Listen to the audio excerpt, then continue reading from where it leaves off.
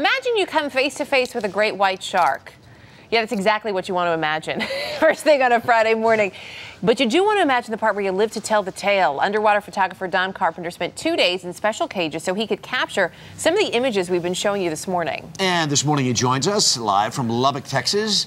It's a ways away from the ocean. Interesting that you spend all your time taking underwater photography and live in Lubbock. How'd you get those shots? Well, actually, the shots were taken with an underwater camera. It's a Nikon camera housed in a CNC housing, which is actually sitting right here. It's a pretty big piece of equipment that we use in the water. Oh, okay. Good thing you're weightless underwater. It weighs about a whopping 25 pounds on land.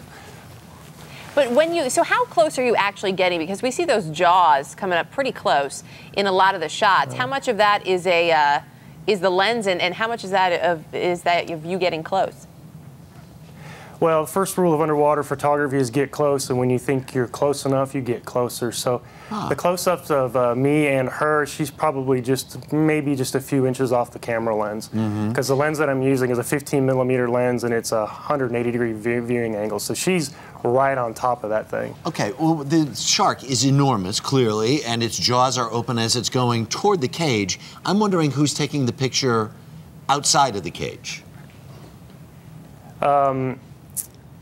The picture outside of the cage from the one shot of me taking pictures of the shark coming up to the other side, I think that's what you're talking about. I can't see which photograph you're talking about. Yeah, that shot was actually taken, I think, with a 17mm lens. So we were actually about 12 feet away, which in underwater photography is very, very far away. 12 feet. And the functions 12 feet doesn't sound that far away from a great white dove. Is it dangerous? I mean, honestly, is it dangerous?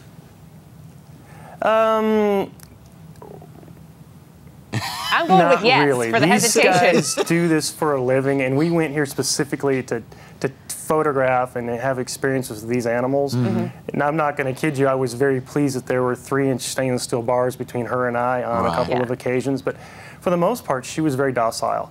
You know, she was there just checking us out. We were something odd to her, and we probably had bizarre electrical signals because our hearts were beating, out of our chests. So for 2 days, she hung out with us. And then on the second day of the trip is when she started getting a little more braver, and she started mouthing the cages and coming up to them.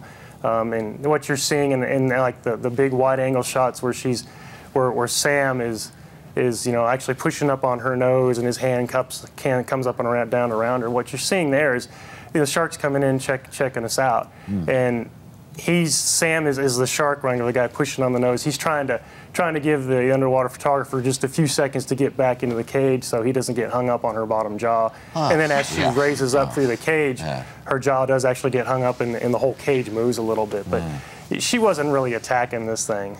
Just a little nuzzle there to say hello. You know, a rule of thumb, you don't want to get hung up on that lower jaw. That's what I try to live by. I live by those words. All right, Don, thank you so much. All right.